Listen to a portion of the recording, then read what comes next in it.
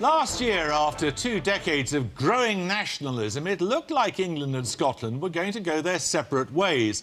And then, in the September referendum, at the last minute, Scotland decided to stay and the United Kingdom lived happily ever after.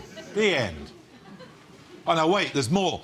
Because instead of disappearing, the SNP are back and now threaten to hold the balance of power at Westminster. The SNP are, in fact, the Obi Wan Kenobi of British politics. If you strike them down, they'll come back more powerful than you could possibly imagine. The pundits say Labour face a total wipeout in Scotland. By this time tomorrow, Labour MPs north of the border could be rarer than quiche.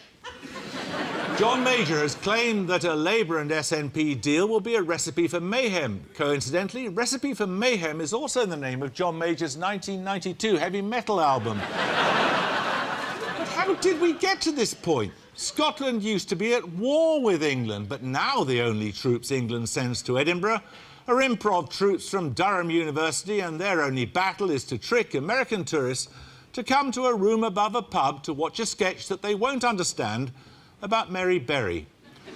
Hostilities officially ceased with the Act of Union in 1707. People often compare the Union to a marriage. But let me ask you this. How many marriages do you know that are still happy after 308 years? It's fair to say the spark has gone. We tried to patch it up. Tony Blair even gave Scotland its own parliament. But that just meant that England was sleeping on the sofa, Scotland was taking its wedding ring off in bars, and both of them were insisting that everything was fine, just fine. Great, actually.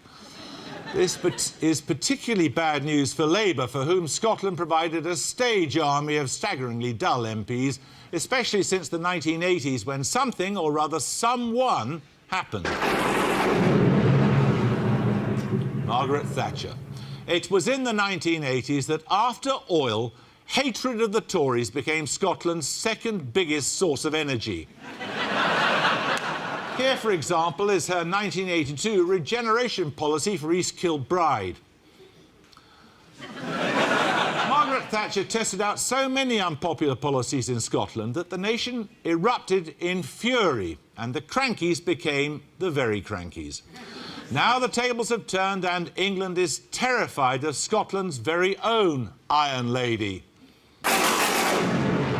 Nicola Sturgeon. There's something fishy about Nicola Sturgeon. It's her name. Sturgeon wants to end austerity, which is a shame because austerity is Scotland's only growth industry. George Osborne has said a Labour SNP coalition would be double trouble. Coincidentally, Double Trouble was also the name of John Major's 1993 hip-hop crew. The fact is, the balance of power in the UK Parliament may be held by a group of people who don't even think that such a thing as a UK Parliament should exist. It's pretty clear that their endgame is another referendum on Scottish independence. They did say it was a once-in-a-lifetime event, but bearing in mind the average lifetime of a Scot, it could be any time soon. And you can't beat me up. I'm allowed to say that because I'm a quarter Scottish, which, incidentally, is getting on for what Westminster will be tomorrow morning.